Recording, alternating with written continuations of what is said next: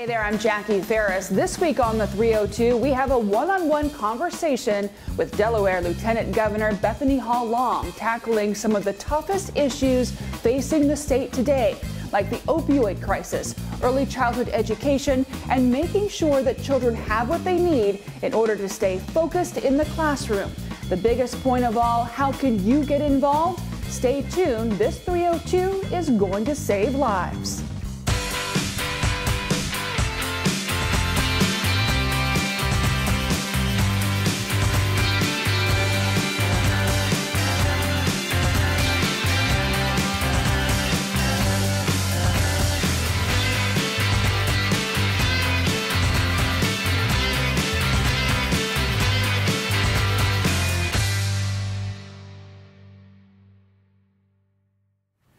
2023 is going to be a great year for Delaware. Lieutenant Governor Bethany Hall-Long is continuing her mission to make sure that Delaware residents have everything that they need in order to lead happy, healthy, productive lives. And I'm joined now by the Lieutenant Governor to talk a little bit about some programs and some initiatives to do just that. Lieutenant Governor, thank you so much for joining us. Oh, it's great. I always enjoy coming on this segment, and thank you for helping to get out the important information that we're progressing here in Delaware with behavioral health and the opioid settlement to begin our discussion. So let's talk a little bit, first of all, about the mission of the Behavioral Health Commission that you chair. Is that right? Absolutely.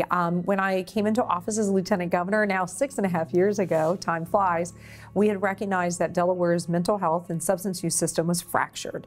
And so we were able to pull together important stakeholders, including members of the community who hopefully are listening in, who really shared their personal heart-wrenching stories of families lost from the overdose with the fentanyl and opioid epidemic, but also families who suffer with brain health issues, whether it be Alzheimer's or autism. I call it my 3 A's, and it's cradle to grave. And the one thing we were able to do was do listening tours, hear from the individuals in the community. Over 600 persons participated, and we laid out a roadmap of 117 goals. Good news, we've accomplished probably 90% of those, and we're moving to a new phase with a recent award, which we'll talk a little bit about probably in our opioid settlement. So let's talk a little bit about that. A lot of people may not understand exactly what it means to have a settlement distribution commission. Yes, and you know, the Behavioral Health Commission, you know, we know that 80% of persons, you know, go a lot of times not expressing their depression or their anxiety, a stigma around opioid addiction. And the great news is that we had Attorney General and her team, Kathleen Jennings, worked really hard to get the opioid abatement, and many states across the country did so. So in our state, we have 2 pockets of great opportunities for those listening in to apply for funding with the opioid settlement. We have this year around $13 million that has come in, some in escrow, up to $110 million over the next decade. Wow. A little more will come. We have also, thanks to Senator Hansen and other members of the General Assembly's leadership, an opioid impact fund. So what this means for listeners is that we have funds that you don't have to suffer, and we can get information prevention out. We can make sure people have treatment when they need it, and we can also make sure that there are the necessary resources, particularly in communities that have often been overlooked, our Black and Brown communities. So we're working really hard through community to make sure that these funds become available. So let's talk a little bit about this. It's a grant process, basically. Mm-hmm. So, and it really is all-encompassing, but let's start with like organizations that have programs. What kinds of programs for those at home who maybe, you know, want to, you know, utilize some of those funds to help their community? Right, there is something called, as these fancy terms, you know, government, an RFP process, an application process, and they can visit our website, which I know you'll be able to share, where they can go for the application process. And what we're looking for are real-life, tangible, hands-on programs that make a difference. We certainly have been blessed to have great nonprofits like our NAMIs and our mental health associations and our recovery homes, our Oxford homes. You can start at 3 levels: prevention, prevention. So those who want to work with us with social emotional needs, we know coming through COVID, particularly our children have suffered, our suicide rates have gone up, our special populations with homeless and veterans have gone up with need. So prevention, education, outreach.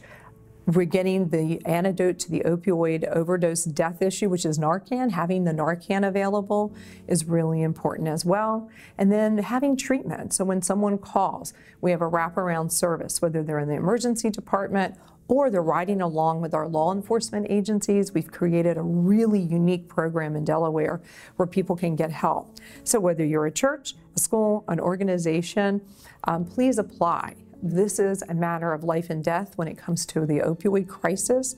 I know the Attorney General and myself are appreciative, and we would be delighted to share more information on exactly how to apply and work with us through the crisis. So this could be something as simple as, say, a church that wants to educate its members on, or some of its staff on the use of Narcan, or if they want to have a support group for family members of people who are dealing with the loved ones in addiction, right.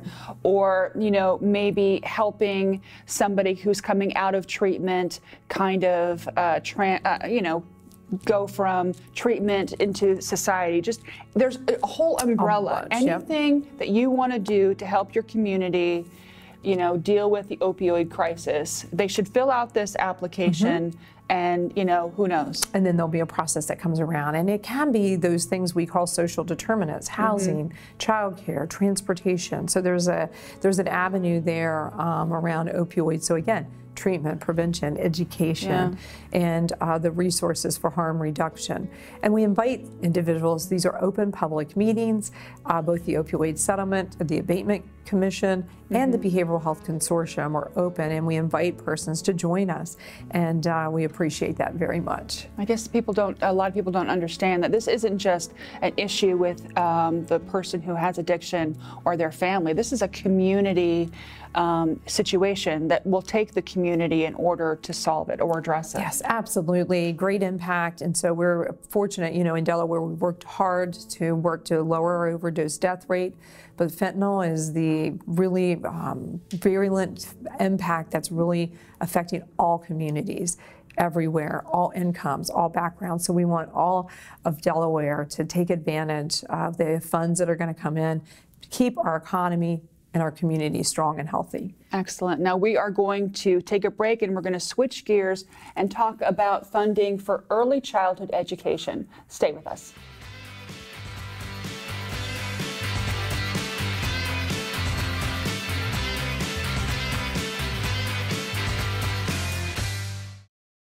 I'm Tony Boyd-Heron from the Peninsula Gallery, and seeing all the art that you do on 302 just blows my mind. Welcome back. We're switching gears to programs focused on early childhood education. Now, Lieutenant Governor, I know that you are a big proponent of supporting children at a young age, believing that the first 5 years are crucial.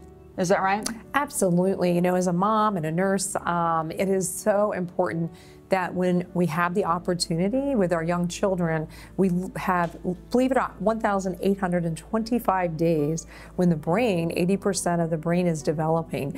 And this is the time where we can put in place not only educational opportunities and learning, but avoidance of trauma and other social emotional issues by supporting our young children. So this is a really important opportunity in early education, not only around the economic impact, but really around benefiting our children for the long haul. So when tackling this issue and how best to support children at such a young age, I understand that the Delaware basically combined all of its resources into one spot so that it could better serve the community and the state. We have such a wonderful group of individuals at the Department of Education. Former Associate Secretary Yvette Fuentes, now Associate Secretary Gleason, have worked really hard across 3 departments. If you picture the bureaucracy, 3 departments, 11 sections. So Department of Health and Social Services had to work with the Department of Ed. We had to work really hard on licensure and other issues issues because we want to make it easier. One-stop shopping, make it easier for families, those who need assistance, called Purchase of Care in Delaware. And it was through the leadership of members of our General Assembly, such as Senator Sturgeon and Gay, who really worked hard, along with Senator Poore and others, to make sure that we had the infrastructure in place to do so. And as a Hunt Keene Fellow, which is a national institute, we also were able to bring a level of resources to the state of Delaware to collaborate with the Early Learning Council to say, was a task force, how can we best align to ensure that our children are getting the education they need early on and the care. And as you know, it's also a real win for the workforce and business sector. Now, I understand that there were some American Rescue Plan funds put into this effort to really bolster, getting people trained, creating an innovation center. Can you talk to me a little bit about the things that, have been created in order to support, working moms and dads and help kids, really get the attention they need so early in life? Absolutely. Delaware, I had co-chair with our Secretary of State, the Pandemic Resurgence Advisory Council, and our Governor Carney really wanted to make sure we stayed open. And so there was funds that were indeed put in place, not only for early learning workforce, but to keep the doors open. So Delaware not only kept construction going, but really kept open the doors of early childhood. And a sincere deep thank you to the home providers, to those in centers. It really was a lot during COVID. And so we've still more work to do. Our task force is using these funds in the community to really bolster workforce and innovation. An example you mentioned was some of the funds that were put in, for example, at our HBCU, Delaware State University's Early Learning Innovation Lab is one example among many where we want to be intentional to make sure our brown and black communities and other opportunities are in place for equity. Early learning is truly the opportunity for our children to have equity.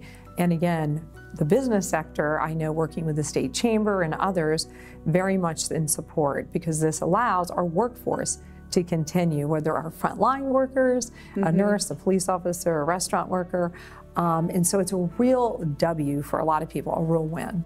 So the Innovation Center will actually train people, give them opportunities to become certified early childhood education workers. So it provides, in addition to helping children, it provides employment opportunities. Yes. And that's amazing. Yeah. It's really important to have the employment opportunity and you're doing a quality measure, right? Because somebody's certified, they're licensed, they're getting the education that they need. Because again, early ed is so important. And I often use the analogy of the roadway as a hard concrete. K to 12 is important. We're putting all this information into children's brains in our schools. But early education, if you think about the soft sidewalk with the cement that's palatable, you can put your handprint in it. That's what we do when we reach our children birth to 5.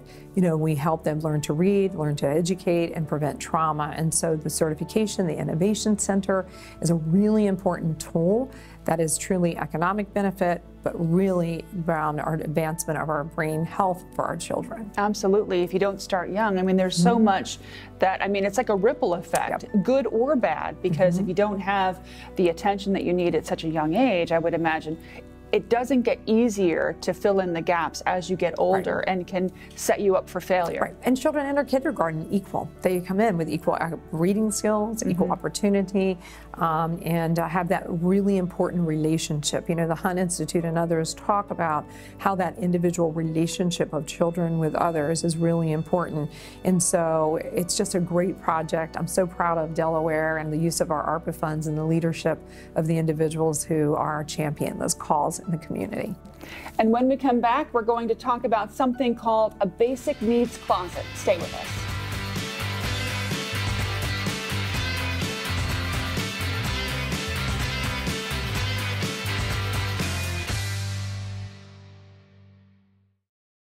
My name is Nick Sarator. I'm the exhibitions director for the Rehoboth Art League, and I love the 302. They bring arts to life. Welcome back. We're talking about a basic needs closet. Now, this is something that is in 43 schools in the most vulnerable areas in Delaware. Tell us exactly what is a basic needs closet? If you think about it, with the phrase basic needs, items that many take for granted. When Governor Carney and I took office, working with the Department of Education, we recognize a really important, simple tool that can make a dramatic difference in a classroom and in a child's life was to make sure they had items that we take for granted. Pens and paper, making sure that they have a warm coat when it's winter, or gloves or mittens. And for young women, having hygiene products, not always accessible, we take those items for granted. And also a backpack. Or making sure, in addition to our food programs, that they had other supplements and other items that they might need. So I'm biased as a nurse. Think of the school nurse when we were in school. A lot of times you might go to the nurse because your pants got torn out of recess. For some children, they come to school without socks. They come to school without a jacket. They come to school without tissues. They come to school without paper and pens and pencils. So really things that put a loving wrap around a child. We do a lot of these in elementary and middle school, and it really bolsters their esteem and that they are cared for. Absolutely. I can imagine, a lot of people may not realize because when they went to school, they had everything that they need. But, for a child that comes to school and didn't have breakfast or doesn't have those socks, it's like a level of suffering, and they can't focus, on the most important, the reason that they're in school to learn, because they're too busy thinking about, oh my goodness, I'm hungry, or I'm cold, or when I get home, I'm not going to have, warm clothes. So this really is a vital resource. And I'm so honored. There are so many incredible partners, both at the education level at each of the schools, our social workers, our nurses. They are just amazing. And we have wonderful nonprofits, and we have wonderful private entities ranging from, our insurers to our hospital systems to nonprofits like Big Fish Charitable Foundation, who hosts this lovely gala who helps us get the resources. And so for those listening in, should you need help for your family or children, please reach out to our office. Or if you would like to participate and learn more on how you might help with the Basic Needs Closet, that is so incredibly welcome. One example for me, working as we've talked in previous segments on mental health and substance use disorder, we have children who are impacted with trauma every day at their homes. And so not only may they be bullied in the classroom, but they also go home to a situation that may be less than ideal, parent suffering. And we've had recent passing of some examples, I've seen, a young child, 5, 6, 7, who wakes up one day and their mother has passed or their father's gone because they overdosed. And then they have a grandparent who has literally nothing for the kid. No backpack, no food, no coats, nothing. This serves as a real important resource and a place where someone could privately go, get help, not be embarrassed, be uplifted. And so a huge shout out to those who've been participating.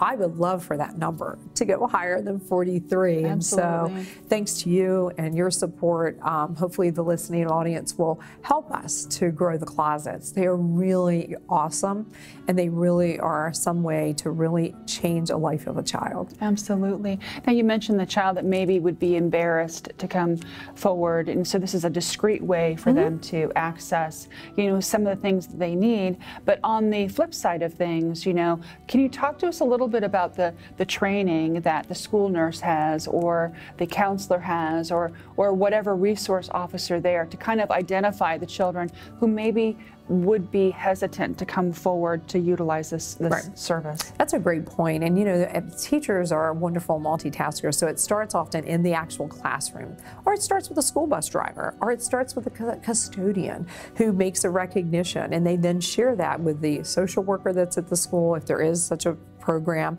At our high schools, we have great wellness centers in Delaware, and in Delaware we have a school nurse in every school. But really our social workers, our school nurses, the team really work strongly together. And so it's really important. And for many of the nonprofits that participate, the insurers who participate, there is a system in place. And so there is someone assigned to the needs closet, and they have some really incredible individualized communication systems depending upon the school. And so we really are excited to know that there are folks out there who want to make this difference. There certainly are, and I'm sure there are going to be people that are going to see this and they're going to want to help in some way. Thank goodness for the foundations, but the community is also a big help when it comes to this. So where can we go to find out more information about the Basic Needs Closet? Visit my office, which will make sure you have that information. We also can provide a point of contact at the Department of Ed, and also the Big Fish Charitable Foundation is a prime partner as well. So between the three of us, you certainly should be able to find a way to help support. Well, Lieutenant Governor Bethany Hall-Long, thank you so much for taking the time out of your busy schedule to share all of this information with us. We certainly appreciate it. Well, thank you. It's always a pleasure to be with you. And we'll be right back.